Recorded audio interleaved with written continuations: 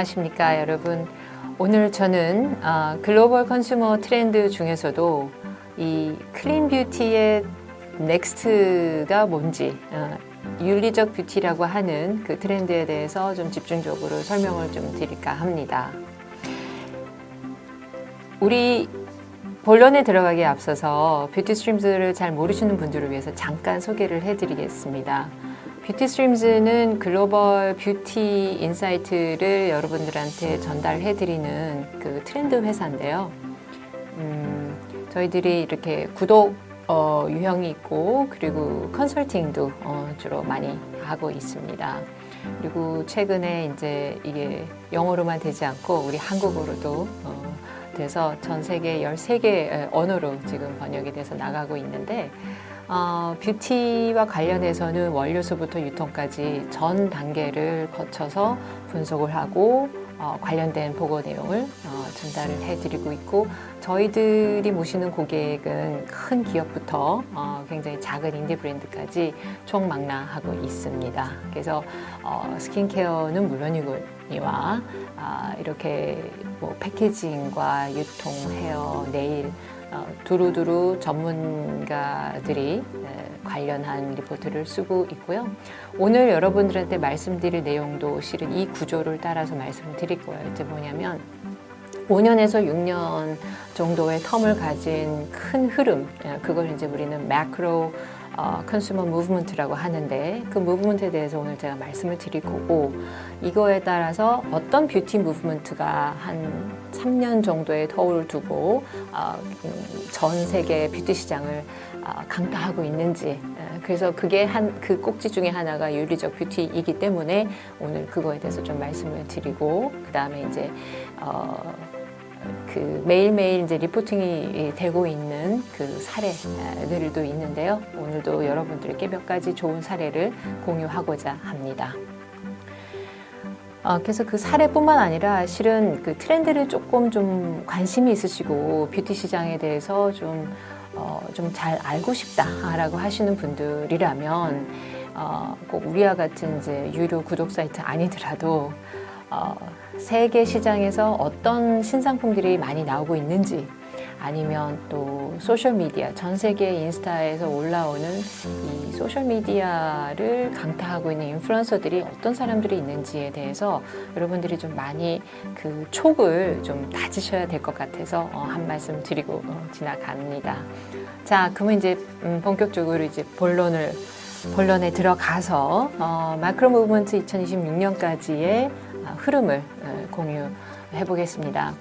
앞으로 한 5, 6년 정도는 여러분 세 가지의 그 중요한 키워드를 좀 염두를 해주셨으면 좋겠어요. 그게 테크놀로지, 얼마나 기술이 혁신적으로 빨리 움직이느냐에 따라서 많이 바뀔 거고요. 그 다음에 climate emergency, 기후 변화 또는 기후 변화로 인해서 많은 사람들이 지금 굉장히 큰 이 고생을 하고 있지 않습니까? 그 기후 변화, 그리고 또 human connections라고 저기 썼는데, 우리 이 사회적인 동물이에요, 인간은. 그래서 이 human connection이 코로나로 인해서 굉장히 많이 좀 큰 변동이 왔는데, 이 세 가지 키워드를 염두를 해 두시면 전체적인 큰 흐름을 파악하시는데 도움이 많이 될 거라고 생각이 됩니다.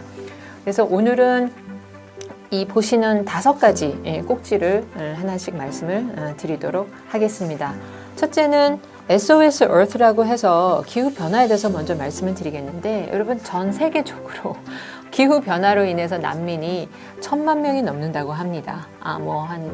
그 텍사스에 눈이 오지 않나, 또 최근에 엄청난 홍수가 일어나서 뉴욕, 뉴저지 쪽에 큰 홍수가 났고요. 그 전에 중국에서 허난성에서는 지하철 타고 있는 사람이 또 죽기도 했지 않습니까?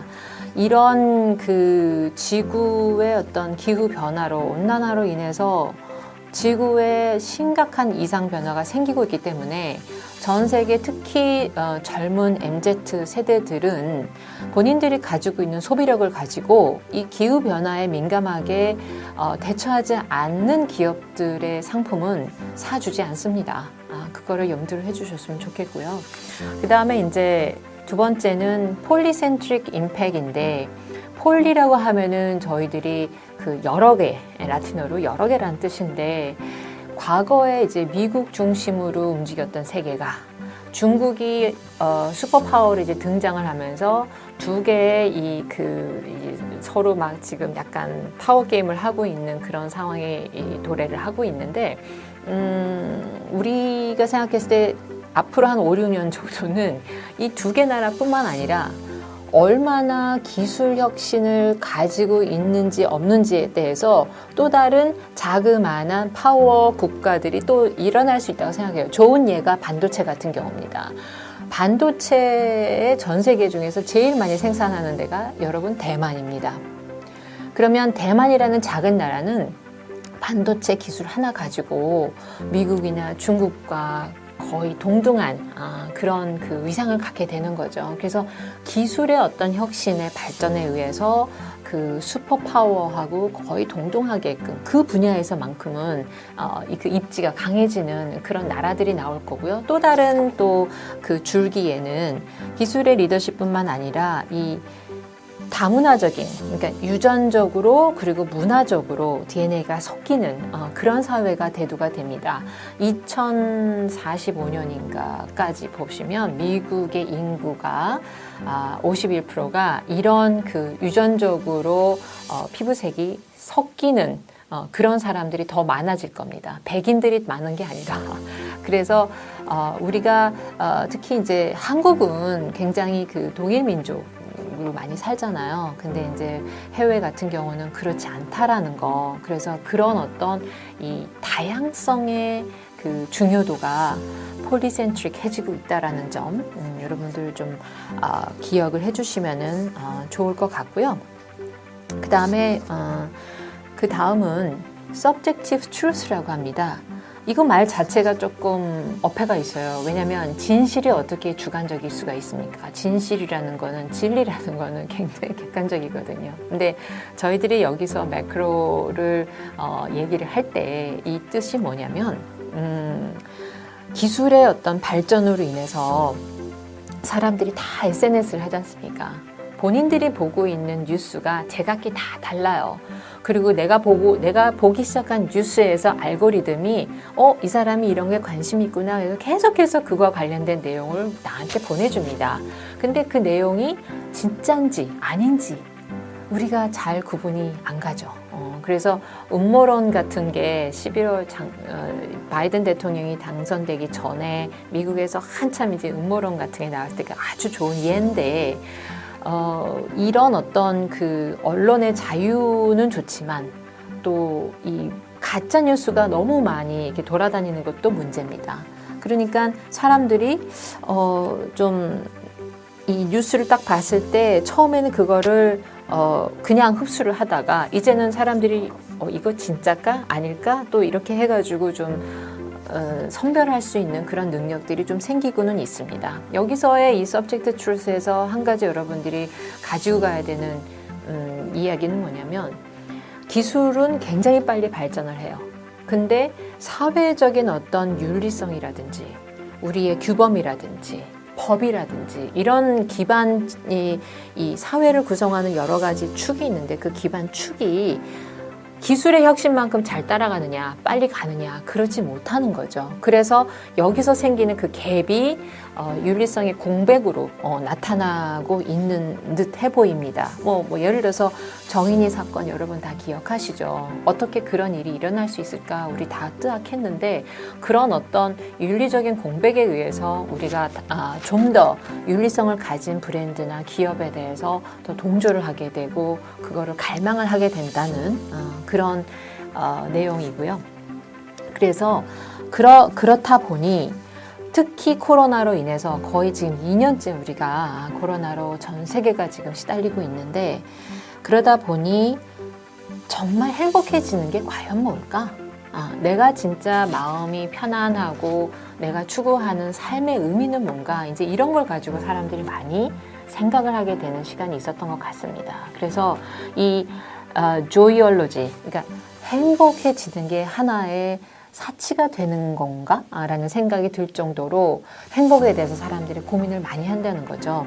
여러분 혹시 마라톤을 많이 하시는 분들은 runners high라는 말을 들어보셨을 거예요. 우리가 운동을 할 때 스트레스가 해소되는 것처럼 이타적인 행동을 할 때 우리의 몸 속에서, 뇌 속에서는 호르몬이 나온다고 해요.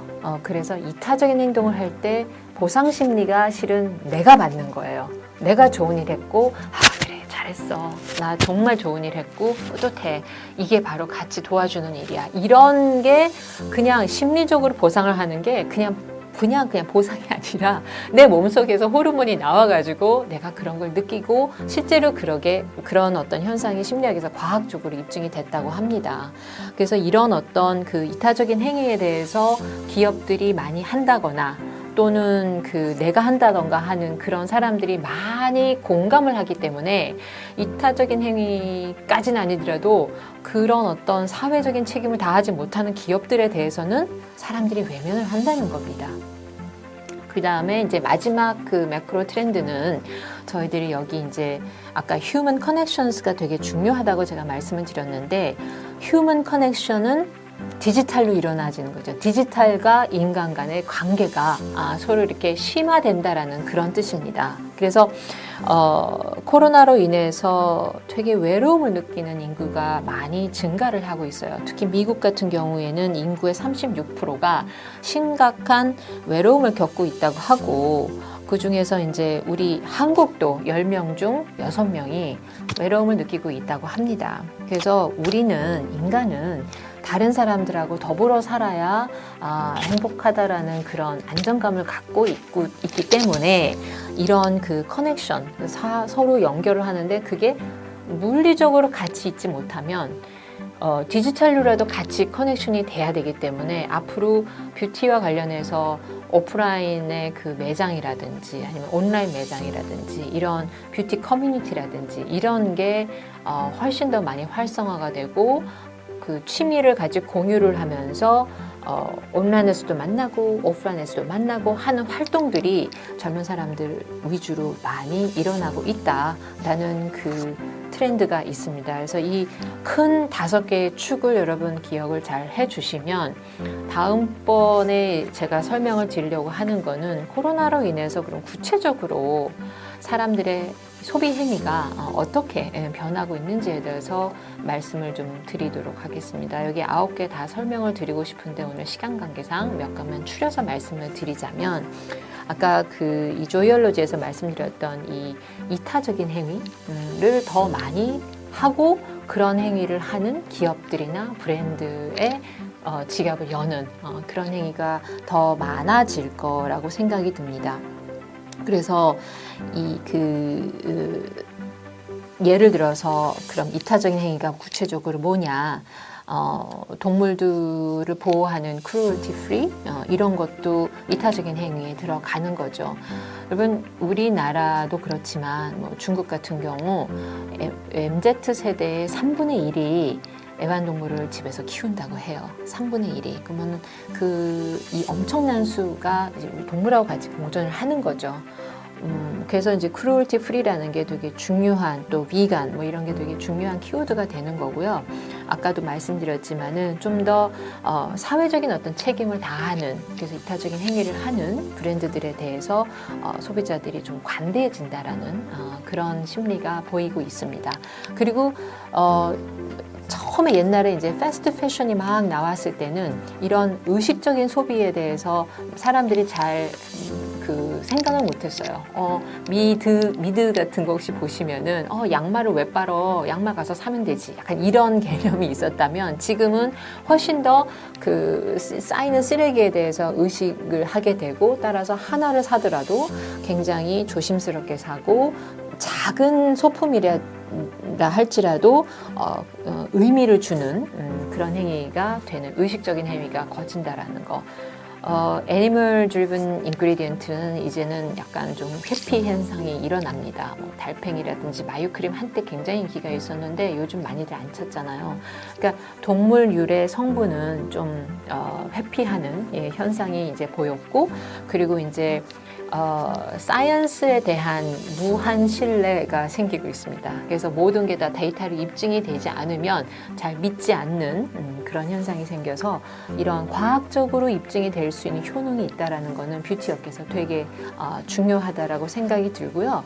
그리고 이런 그 웰빙이 너무너무 중요해지기 때문에 웰빙이라는 게 우리의 피부만 좋아지는 게 아니라 내 몸이 좋아지고 건강해지는데 거기에 더불어서 내 정신이 얼마나 더 그러니까 건강해지느냐에 대해서 생각을 하는 겁니다. 그래서 기업들이 이렇게 윤리적으로 행위를 해야 된다라는 거를 기대를 하고 있는 거고요. 유통업체들도 그래서 이런 클린 뷰티에 대한 마크를 아예 이렇게 대놓고 있어서 여기에는 클린 뷰티만 있는 거다. 뭐 타겟, 세포라 다 올리브영도 그렇지 않습니까? 그래서 인체 해롭지 않은 원료들이 들어가 있다. 그래서 클린 뷰티 마크를 유통업체들이 자발적으로 해서 하고 지금 여기서 보이시는 것처럼 전 세계 유통업체들이 이런 쓰레기를 줄이고 재활용을 하는 이런 순환 경제에 대해서 구체적으로 구조적으로 지금 가고 있다라는 거고요. 이거는 되게 재미있는 사례인데 이 진을 만들 때 실제 탄소가 마이너스 한 1.45 킬로그램의 이산화탄소가 없어진다라는 그런 탄소 중립뿐만 아니라 이렇게 없어진다라는 식으로 얘기가 되고 있고 ESG 경영을 하는 업체들 이건 이제 미국 사례인데 실제 그냥 ESG 경영을 하지 않는 기업들보다 주가가 13.5% 프리미엄이 있다고 합니다. 그래서 윤리성 중요해지면서 원료에 대한 투명성도 굉장히 중요해지고 있고 이분은 이런 어떤 그 여성들의 라이트와 그러니까는 해로운 그 성분을 아예 법제로 쓰지 못하게 해라. 뭐 이런 거를 팔로우들하고 같이 데모를 하는 형태로 해서 마케팅을 아예 하는 그런 사례를 지금 보여드렸고요. 그리고 이제 디버시티도 되게 중요한데 성소수자라든가 아니면 장애인이라든지 이런 분들을 다 같이 우리가 포용을 하는 그런 윤리성을 가진 기업들을 더 선호한다.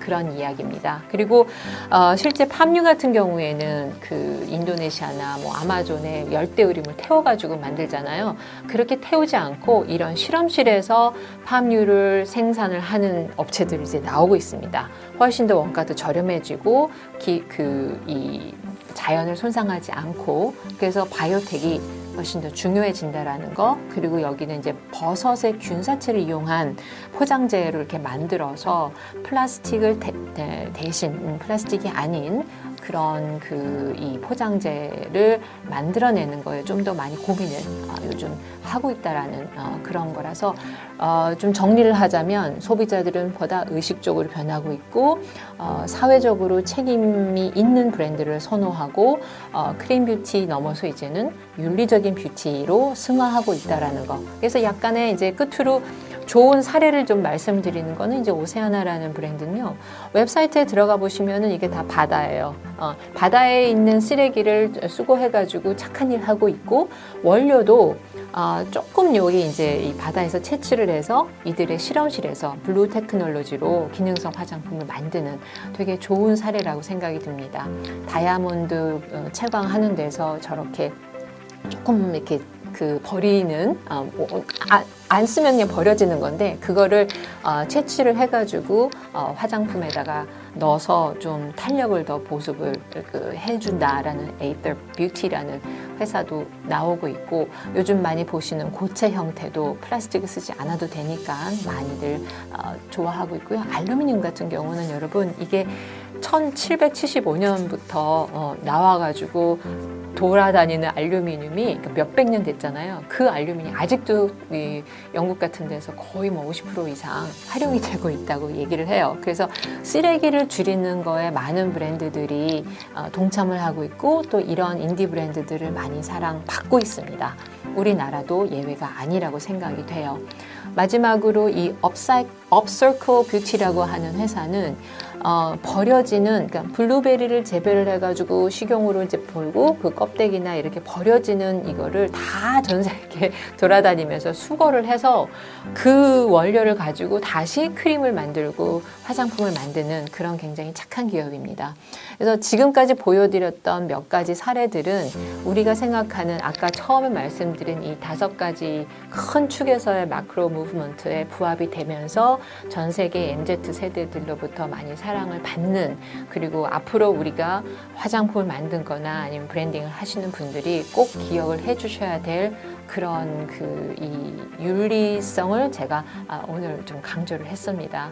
그래서 뭐 많은 이야기를 너무 빠른 시간에 이렇게 막 얘기를 하려다 보니까 충분히 설명을 못 드린 점 조금 양해를 해주시고요.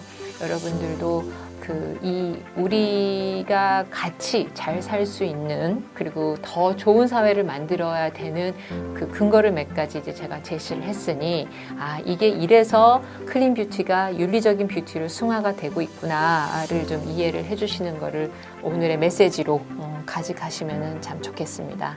장시간 고생 많이 하셨습니다. 감사합니다.